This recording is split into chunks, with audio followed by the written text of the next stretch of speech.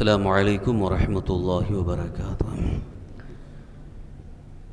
نحمده ونصلي ونسلم على حبیبه الکریم اما بعد فاعوذ باللہ من الشیطان الرجیم بسم اللہ الرحمن الرحیم والمحصنات من النساء الا ما ملكت ایمانکم کتاب اللہ علیکم وأحل لكم ما وراء ذلكم أن تبتغوا بأموالكم محصنين غير مسافحين فما استمتعتم به منهن فآتوهن أجورهن فريضة ولا جناح عليكم فيما تراضيتم به من بعد الفريضة إن الله كان عليما حكيما صدق الله مولانا العظيم.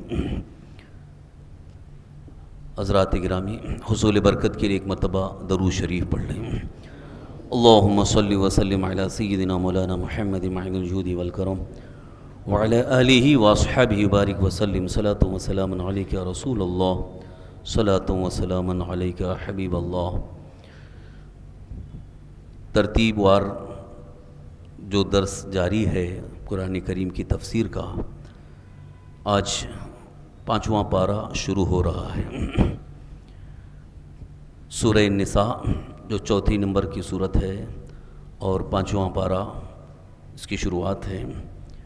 گزشتہ آیات میں، یعنی اس سے پہلی جو آیت گزری آیت نمبر 23، ابھی میں نے سورہ النساء کی آیت نمبر 24 کی تلاوت کی ہے. آیت نمبر 23 سے اس میں محرمات کا ذکر ہوا کہ کن کن عورتوں سے نکاح حرام ہے، نکاح نہیں کیا جا سکتا، ان کا تذکرہ چل رہا تھا.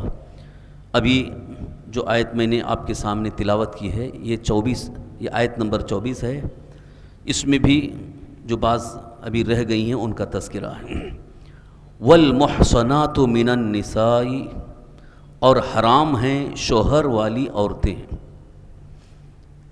الا ما ملکت ایمانکم، مگر کافروں کی عورتیں جو تمہارے ملک میں آ جائیں. کتاب اللہ علیکم، یہ اللہ کا نوشتہ لکھا ہوا ہے، اللہ کا لکھا ہوا ہے نوشتہ تم پر. وَأُحِلَّ لَكُم مَّا وَرَاءَ ذَلِكُمْ، اور ان کے سوا جو بھی ہیں وہ تمہارے لیے حلال ہیں. ان تبتغوا بأموالکم، کہ انہیں اپنے مال کے بدلے میں حاصل کرو. محسنین غیر مصافحین، نہ پانی گراتے ہوئے، قید لاتے نہ پانی گراتے ہوئے. فما استمتعتم به منہن، جن عورتوں کو نکاح میں لانا چاہو. فآتوہن اجورہن، ان کے بندھے ہوئے مہر انہیں دے دو. فریضہ، یہ قرارداد کے بعد. ولا جناح علیکم فیما تراضیتم به من بعد الفریضہ، قرارداد کے بعد اگر تمہارے آپس میں کچھ رضامندی ہو جائے تو اس میں کوئی گناہ نہیں. ان اللہ کان علیما حکیما، بے شک اللہ علم و حکمت والا ہے. اس پوری آیت میں چند اہم مسائل ہیں. پہلا مسئلہ تو یہ ہے کہ جو عورتیں حرام ہیں، جن سے نکاح نہیں ہو سکتا، ان میں سے وہ عورتیں جن کا کسی سے نکاح ہو چکا ہے. یعنی ایک مرد کے نکاح میں عورت ہے، اب وہ عورت جب تک اس آدمی کے، اس مرد کے نکاح میں ہے، اس نے طلاق نہیں دیا یا اس کا انتقال نہیں ہوا، تو وہ عورت دوسرے سے نکاح نہیں کر سکتی.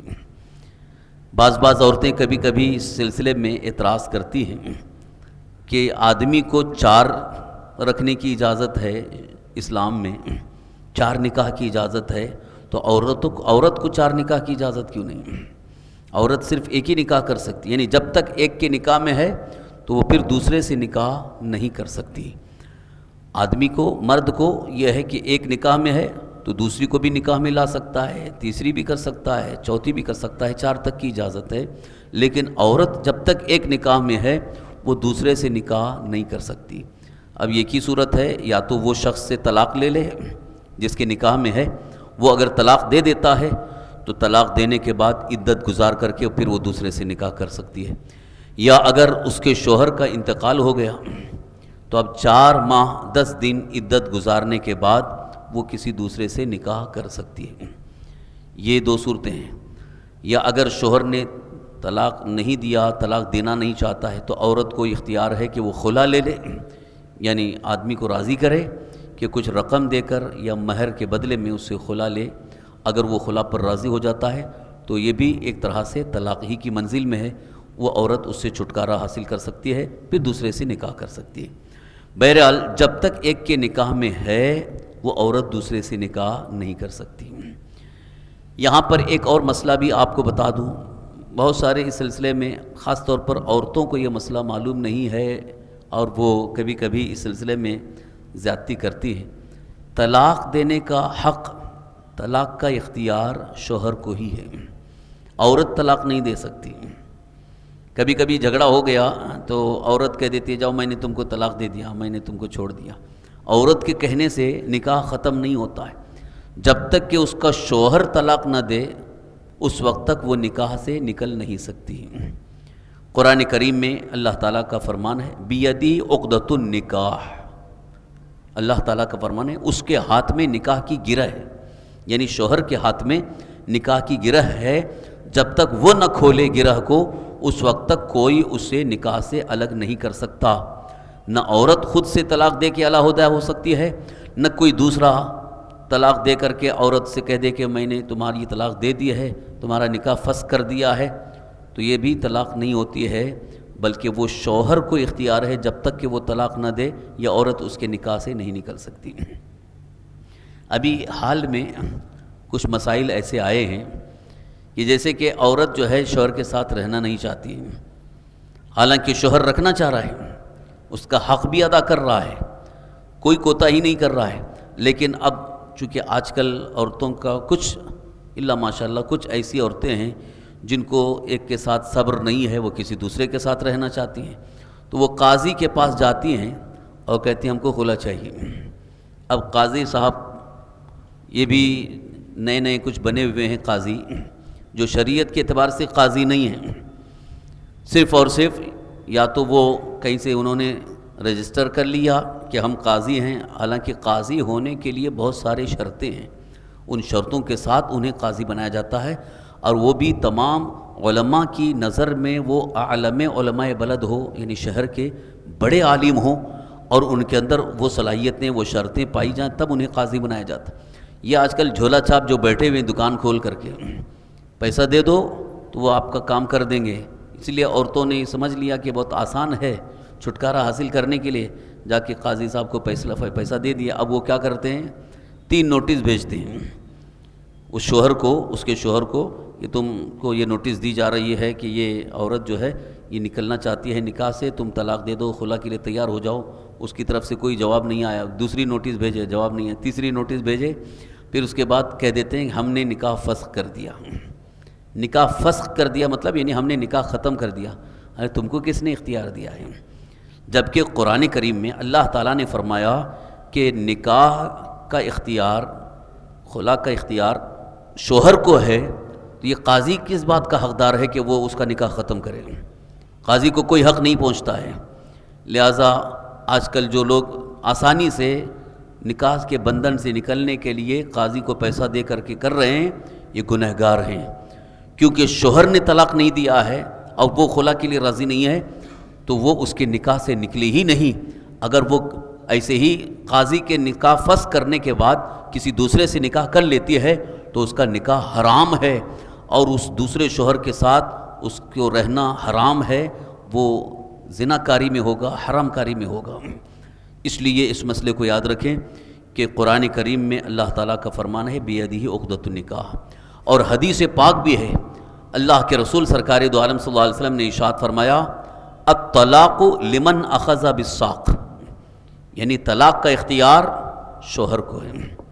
جو پنڈلی کا مالک ہے، یعنی جو اس کا مالک ہے، مالک کون ہے؟ وہ شوہر ہے جس نے نکاح کیا ہے. وہ جب تک طلاق نہیں دے گا یا خلا پر راضی نہیں ہوگا اس وقت تک وہ عورت نکاح سے نہیں نکل سکتی.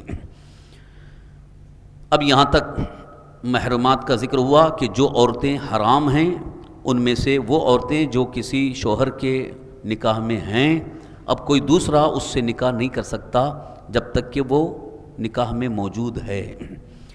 الا ما ملکت ایمانکم، مگر وہ جو تمہاری ملک میں آ جائیں۔ یہ اس دور کا مسئلہ ہے، یہ آج کے دور میں یہ مسئلہ نہیں ہے کہ جیسے جنگ میں جو کفار آتے تھے، جنگ میں مارے جاتے تھے یا وہ بھاگ جاتے تھے، تو ان کی جو عورتیں ہیں وہ ملک یمین کہلاتی تھیں۔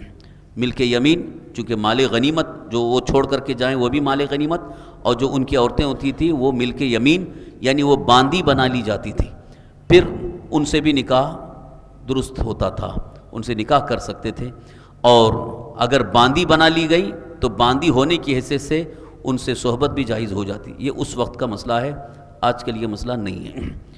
کتاب اللہ علیکم، یہ جو محرمات کا ذکر ہوا، جن جن عورتوں سے نکاح حرام ہے، ان کا تذکرہ فرمانے کے بعد اللہ تعالیٰ نے ارشاد فرمایا یہ اللہ کا لکھا ہوا ہے، یعنی اللہ تعالیٰ کی طرف سے یہ مقرر فیصلہ ہو چکا ہے، اب اس کو کوئی بدل نہیں سکتا، اس کو کوئی بدل نہیں سکتا۔ مطلب جن عورتوں سے نکاح حرام ہے اب کوئی اس کو حلال نہیں کر سکتا۔ کوئی کہے کہ نہیں بہن سے نکاح حلال ہو جائے گا، بیٹی سے نکاح حلال ہو جائے گا، کبھی نہیں ہو سکتا۔ یہ محرمات ابدیہ میں سے ہیں، ہمیشہ کے لیے حرام ہیں، اور اللہ تعالیٰ کی طرف سے فیصلہ ہو چکا ہے۔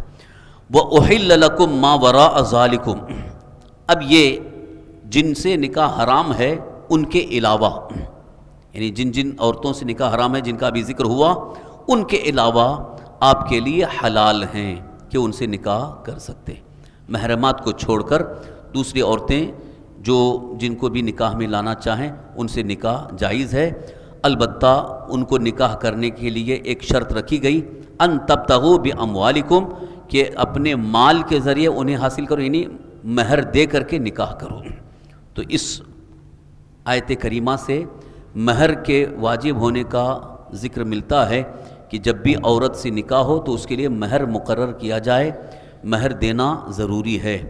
اگر کہیں پر مہر ذکر نہیں بھی کیا گیا، نکاح ویسے ہی ہو گیا، تب بھی مہر دینا ضروری ہے، نکاح تو درست ہو جاتا ہے۔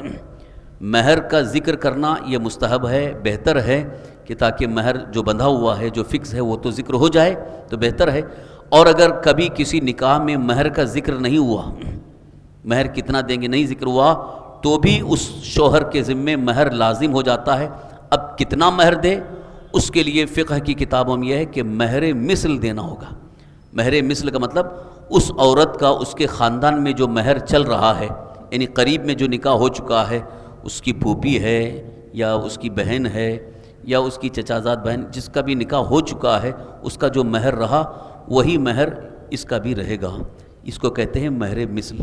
اگر مہر کا ذکر نہیں ہوا اور مہر باندھا نہیں گیا تب بھی نکاح ہو چکا ہے، تو اب نکاح کے بعد مہر تو اس شوہر کو دینا ضروری ہے، لازم ہے، کبھی اس کو دینا ہی پڑے گا۔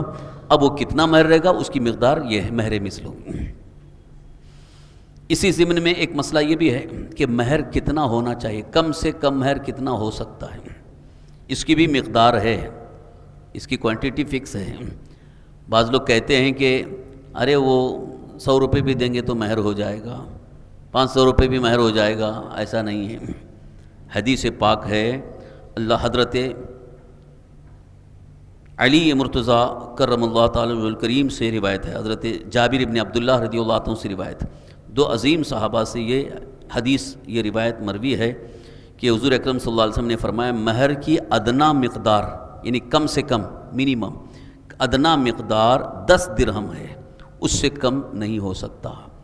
یہ 10 درہم جو ہے وہ مالیت کے اعتبار سے نہیں بلکہ اس کے وزن کے اعتبار سے، کہ اس وقت جو درہم ہوتا تھا وہ اس کا جو وزن، کیونکہ وہ چاندی کا سکہ، دینار جو ہوتا تھا وہ سونے کا سکہ ہوتا تھا اور درہم جو ہے یہ چاندی کا سکہ ہوتا تھا، تو چاندی کے سکے کے اعتبار سے 10 درہم جو ہے یہ تقریباً جو ہے 34 گرام یا 36 گرام کے قریب ہوتا ہے 10 درہم۔ تو آج کی تاریخ میں جو چاندی کا ریٹ چل رہا ہے، چاندی کی قیمت چل رہی ہے، اگر وہ 34 گرام بھی پکڑ لیں تو وہ 1000 روپے سے اوپر ہے، لہذا 100 200 500 786 اب یہ مہر نہیں چلے گا، بلکہ زیادہ ہی ہے، لگ بھگ 5000 بھی نہیں 11000 کے قریب۔ ابھی کچھ دن پہلے ہم نے اس کی قیمت کا اعتبار کیا تھا تو 10000 سے اوپر ہی یہ گرام اتنے 10 درہم کی مقدار ہو رہی ہے، لہذا جب بھی نکاح میں مہر مقرر کیا جائے وہ 10,000 سے کم نہیں ہونا چاہیے، اوپر ہی ہو۔ یہ مہر کا جو ذکر آیا، فآتوہن ان تبتغوا باموالکم محسنین غیر مصافحین، تم نکاح کرو ان کو پاک دامن بنا کر کے رکھو، یعنی عورت بھی پاک دامن رہے، کسی اور کا اس میں کوئی دخل نہ ہو، اور غیر مصافحین یعنی بغیر نکاح کے ایسے ہی ان کے ساتھ صحبت نہ کریں، بغیر نکاح کے ان سے قربت نہ کریں، بلکہ نکاح کر کے مہر ادا کر کے ان سے قربت کریں۔ فَمَسْتَمْتَعْتُمْ بِهِ مِنْهُنَّ فَآتُوهُنَّ أُجُورَهُنَّ، اور جن عورتوں کو نکاح میں لانا چاہو ان کے بندھے ہوئے مہر انہیں ادا کر دو، کہ مہر جو فکس ہو چکا ہے وہ ادا کرنا اس کے لیے ضروری ہے۔ اب اس میں دو صورتیں ہیں، کبھی مہر جو ہے معجل ہوتا ہے، معجل عین سے، اس کا مطلب ہے کہ فوری طور پر دینا ہے، نکاح ہوا اسی وقت مہر دے دے، بہتر تو یہی ہے کہ نکاح کے فوراً بعد ہی مہر دے دے۔ اور ایک ہوتا ہے مہر معجل، اجل موت تک کبھی بھی دے سکتے ہیں۔ اگر شوہر اس بات کی کوئی طاقت نہیں رکھتا ہے کہ ابھی فوری طور پر دے، تو وہ مطالبہ کر سکتا ہے کہ مجھے ابھی نہیں دینے کی طاقت ہے، لہذا مجھے معجل رکھا جائے، میں تھوڑا تھوڑا کر کے بعد میں دے دوں گا، تو وہ عورت اس کو اختیار دے سکتی ہے۔ وَلَا جُنَاحَ عَلَيْكُمْ فِي مَا تَرَاضَيْتُمْ بِهِ مِنْ بَعْدِ الْفَرِيضَةِ، یہ اسی کی طرف اشارہ ہے، اگر تمہارے آپس میں رضامندی ہو جائے، یعنی مہر کی ادائیگی میں رضامندی ہو جائے، یہاں تک کہ اگر عورت نے اپنا مہر پورا معاف کر دیا تب بھی اس کو اختیار ہے، یعنی وہ معاف کر سکتی ہے، لیکن شوہر اس سے نہ کہے زبردستی کہ تم میرا مہر معاف کر دو ورنہ میں تمہارے ساتھ نہیں رہوں گا، یہ ہے، وہ دباؤ ڈالنے کی کوشش کرنا یہ بالکل درست نہیں ہے۔ اگر خود سے وہ اپنی رضا خوشی سے وہ کہہ دے کہ نہیں مجھے مہر نہیں چاہیے تو وہ الگ بات ہے، معاف ہو جائے گا، لیکن شوہر جو ہے اس کا مہر ضرور دے، جب تک کہ اس نے معاف نہیں کیا وہ معاف نہیں ہوگا۔ یہاں تک حکم ہے کہ اگر نکاح ہو گیا اور مہر ادا نہیں کیا، شوہر کا انتقال ہو گیا، یعنی جس نے نکاح کیا تھا اس کا انتقال ہو گیا، تو وہ جو مہر اس کا مقرر تھا نہیں دیا تھا، وہ اس کے ذمے قرض باقی رہے گا، مرنے کے بعد بھی اس کے مال سے وہ پہلے اس عورت کا قرض ادا کرنا ہوگا، یعنی وہ مہر ابھی قرض کے طور پر ہے۔ جیسے مثال کے طور پر 11,000 مہر مقرر کر دیا، چند دنوں کے بعد شوہر کا انتقال ہو گیا، اب بیوی بیوہ ہو گئی، تو میراث میں جو حصہ ملنا ہے وہ تو ملے گا ہی اس کو، شوہر کی میراث میں وراثت میں حصہ تو ملے گا ہی، ساتھ ہی ساتھ جو مہر مقرر تھا 11,000 روپے وہ بھی اس میں سے اس کو عورت کو دینا ہوگا، اس بیوہ کو۔ یعنی مہر جو ہے وہ معاف نہیں ہوتا ہے جب تک کہ وہ خود معاف نہ کرے، اور اس شوہر کے ذمے لازم ہے، ضروری ہے، اسے دینا ہی ہوگا۔ ان اللہ کان علیما حکیما، بے شک اللہ علم و حکمت والا ہے، یعنی ہر چیز کا علم اللہ کو ہے، اور اس کا جو بھی فیصلہ ہے، یہ مہر مقرر کرنا اور جن عورتوں کو نکاح میں نہ لانا یعنی حرام کرنا، یہ سب فیصلہ جو ہے یہ اللہ تبارک تعالیٰ کی حکمت کے تحت ہے۔ کوئی بندہ اس حکمت کو سمجھے نہ سمجھے، مگر اللہ تبارک تعالیٰ کی حکمت ہزارہا حکمت سے بہتر ہے، اسی کے مطابق ہمیں عمل کرنا چاہیے۔ اور اگر کوئی اپنی عقل کا گھوڑا دوڑاتے ہوئے یہ کہے کہ نہیں ہم کو یہ سمجھ میں نہیں آ رہا ہے، ہم کو ایسے کرنا ہے ویسے کرنا ہے، یہ نہیں چلے گا۔ مسلمان ہے اللہ تعالیٰ کے حکم پر بالکل سر جھکا لے، سر خم تسلیم کر لے، اور پھر ساتھ ہی ساتھ اسی کے مطابق عمل کرنا شروع کر دے۔ یہ نکاح کے متعلق اور معاملات کے متعلق یہ آیت تھی، اس کے متعلق ہم نے تفصیل کے ساتھ عرض کر دیا ہے۔ انشاءاللہ اس سے متعلق اور جو بہت سارے مسائل ہیں پھر کسی موقع پر بیان کیے جائیں گے۔ اللہ تبارک تعالیٰ کی بارگاہ میں دعا ہے اللہ تعالیٰ ہم سب کو شریعت مطہرہ کے احکام پر عمل کی توفیق عطا فرمائے، تمام حرام چیزوں سے، حرام کاموں سے بچنے کی توفیق عطا فرمائے۔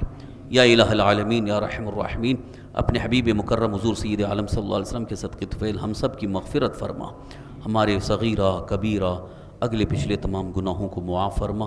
یا اللہ ہمیں ہر گناہ ہر برائی سے محفوظ فرما، شریعت مطہرہ کے تمام احکام پر عمل کی توفیق عطا فرما۔ یا الہ العالمین یا رحم الراحمین، یا اللہ اپنے حبیب صلی اللہ تعالی وسلم کے صدقے طفیل ہم میں جو بیمار ہیں انہیں شفائے کاملہ عاجلہ نصیب فرما، صحت و عافیت و تندرستی عطا فرما۔ جن جن حضرات نے دعاؤں کی درخواست کی مولا انہیں شفائے کلی عطا فرما، صحت و عافیت و تندرستی عطا فرما۔ یا اللہ یا رحمن الرحیم ہم سب کو تمام آفتوں بلاؤں سے محفوظ فرما، ہر قسم کی آفت و بلا کو دور فرما دے، ہماری مشکلات آسان فرما، تمام مصیبتوں کو دور فرما۔ یا اللہ ہم سب کی تمام جائز مرادیں نیک تمنائیں پوری فرما، نیک مقاصد میں کامیابی عطا فرما، روزی میں روزگار میں عمر میں خیر و برکت عطا فرما۔ یا اللہ ہمیں دشمنوں کے شر سے، حاسدین کے حسد سے، ہر طرح کے کفار و مشرکین کے شر و فساد و فطروں سے ہم سب کی حفاظت فرما، تمام مسلمانان عالم کے جان و مال، عزت و آبرو، دین و ایمان کی حفاظت فرما۔ یا اللہ یا رحمان و رحیم، یا اللہ یا رحمان و رحیم، یا اللہ یا رحمان و رحیم، ہماری دعائیں قبول فرما، ہمیں ایمان پر زندہ رکھ، ایمان ہی پر خاتمہ نصیب فرما۔ آمین بجاہ النبی الامین علیہ الصلاۃ والتسلیم۔ اللہم ربنا آتنا فی الدنیا حسنۃ وفی الآخرۃ حسنۃ وقنا عذاب النار۔ اللہم ربنا تقبل منا انک انت السمیع العلیم وتب علینا انک انت التواب الرحیم۔ قال اللہ تبارک وتعالی فی شان حبیبہ الکریم ان اللہ وملائکتہ یصلون علی النبی یا ایہا الذین آمنوا صلوا علیہ وسلموا تسلیما۔ اللہم صل وسلم علی سیدنا مولانا محمد معین الجود والکرم وعلی آلہ واصحابہ بارک وسلم صلاۃ وسلام علیک یا رسول اللہ صلی اللہ تعالی علیہ وسلم۔ سبحان ربک رب العزۃ عما یصفون وسلام علی المرسلین والحمد للہ رب العالمین۔ لا الہ الا اللہ محمد رسول اللہ صلی اللہ علیہ وسلم۔